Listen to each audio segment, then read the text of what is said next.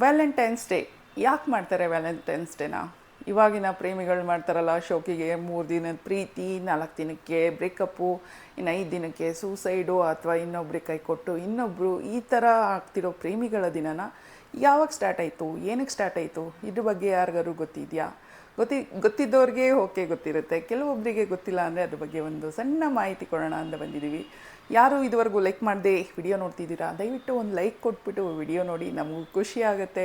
ಹಾಗೆ ಯಾರು ಸಪೋರ್ಟ್ ಕೊಟ್ಟಿಲ್ಲ ಪ್ಲೀಸ್ ಸಪೋರ್ಟ್ ಕೂಡ ಕೊಡಿ. ನಮಗೆ ವಿಡಿಯೋ ಮಾಡೋರಿಗೆ ತುಂಬಾ ಖುಷಿಯಾಗಿ ನೆಕ್ಸ್ಟ್ ವಿಡಿಯೋ ಮಾಡೋದಕ್ಕೆ ಇನ್ನೂ ಚೆನ್ನಾಗಿ ಖುಷಿಯಲ್ಲಿ ವಿಡಿಯೋ ಮಾಡ್ತೀವಿ, ಓಕೆನಾ?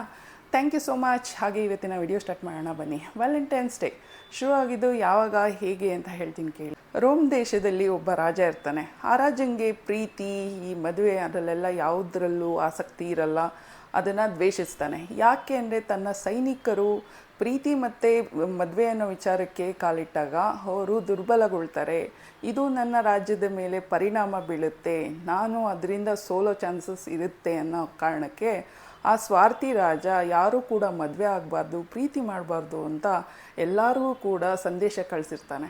ಬೈ ಚಾನ್ಸ್ ಯಾರಾದರೂ ಇದನ್ನು ನನ್ನ ಮಾತು ತಪ್ಪಿ ಪ್ರೀತಿಲಿ ಬಿದ್ದರೆ ಅವ್ರಿಗೆ ಏನೋ ತಲೆ ಶಿರಚ್ಛೇದನ ಮಾಡೋ ಶಿಕ್ಷೆ ಕೊಡಲಾಗುತ್ತೆ ಅಂತ ಊರಿಗೆಲ್ಲ ಡಂಗೂರ ಸಾರಿಸಿರ್ತಾನೆ. ಆ ಊರಿನಲ್ಲೇ ಇದ್ದಂಥ ಒಬ್ಬ ವ್ಯಾಲೆಂಟೈನ್ ಅಂತ ಹೆಸರು, ಫಾದರ್ ಹೆಸರು, ಒಬ್ಬರು ವ್ಯಾಲೆಂಟೈನ್ ಫಾದರ್, ಅವರು ಬಂದುಬಿಟ್ಟು ಈ ಪ್ರೀತಿ, ವಿಶ್ವಾಸ, ಈ ಫೀಲಿಂಗ್ಸು, ಭಾವನೆಗಳಿಗೆ ತುಂಬಾ ವ್ಯಾಲ್ಯೂ ಕೊಡ್ತಾ ಇರ್ತಾರೆ. ಹೀಗೆ ಕದ್ದು ಮುಚ್ಚಿ ಪ್ರೀತಿ ಹಾಗೆ ಮದುವೆ ಮಾಡ್ಕೊಳಕ್ಕೆ ಆಗದೆ ಒದ್ದಾಡ್ತಿರ್ತಾರಲ್ಲ, ಅಂಥವ್ರನ್ನೆಲ್ಲ ಹುಡುಕಿ ಮದುವೆ ಮಾಡಿಸ್ತಾ ಇರ್ತಾರೆ. ಈ ಸುಮಾರು ಜನಕ್ಕೆ ಇದೇ ರೀತಿ ಫಾದರ್ ಹೆಲ್ಪಿಂದ ಸುಮಾರು ಜನ ಪ್ರೀತಿ ಮಾಡಿ ಮದುವೆ ಮಾಡ್ಕೊತಾ ಇರ್ತಾರೆ. ಬಟ್ ಈ ವಿಷಯ ಯಾವುದೇ ಕಾರಣಕ್ಕೂ ರಾಜಂಗೆ ಗೊತ್ತಿರಲ್ಲ. ಇದು ಸುಮಾರು ದಿನ ಮುಚ್ಚಿಟ್ಟು ಇದೆಲ್ಲ ಮಾಡೋದಕ್ಕಾಗೋದಿಲ್ಲ. ಪ್ರೀತಿ ವಿಷಯ ಇರ್ಬೋದು, ಮದುವೆ ವಿಚಾರ ಇರ್ಬೋದು. ಕೊನೆಗೆ ಹೆಂಗೋ ಒಂದಿನ ರಾಜನವ್ರಿಗೂ ಈ ವಿಷಯ ತಲುಪುತ್ತೆ. ಈ ವಿಷಯ ರಾಜನ ಕಿವಿಗೆ ಬಿದ್ದ ಮೇಲೆ ವ್ಯಾಲೆಂಟೈನ್ನ ಬಂಧಿಸಿ ಶಿಕ್ಷೆ ಕೊಡೋದಕ್ಕೆ ಎಲ್ಲ ನಿರ್ಧಾರ ಆಗುತ್ತೆ. ಹಾಗೆಯೇ ಮಾತಿಗೆ ತಪ್ಪದ ರಾಜ ಎಲ್ಲರಿಗೂ ಏನು ಹೇಳಿರ್ತಾರೆ ಅದೇ ರೀತಿ ವ್ಯಾಲೆಂಟೈನ್ನ ಕರ್ಕೊಂಬಂದು ಶಿರಚ್ಛೇದನ ಮಾಡಲಾಗುತ್ತೆ. ಅವತ್ತೇ ಫೆಬ್ರವರಿ 14 ಆಗಿರುತ್ತೆ.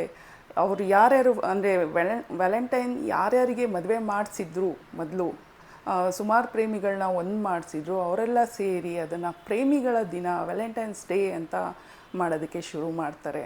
ಆವಾಗಿನ ವ್ಯಾಲೆಂಟೈನ್ಸ್ ಡೇ ಇವಾಗ ಈ ರೀತಿ ಬದಲಾವಣೆ ಆಗಿದೆ. ಅದರ ಗಂಧ ಗೊತ್ತಿಲ್ಲ, ಗಾಳಿ ಗೊತ್ತಿಲ್ಲ, ಬೈಕ್ ಹಾಕ್ಕೊಂಡು ಹುಡುಗಿ ಜೊತೆ ಸುತ್ತದೆ ವ್ಯಾಲೆಂಟೈನ್ಸ್ ಡೇ ಅಂದ್ಕೊಂಡಿದ್ದಾರೆ.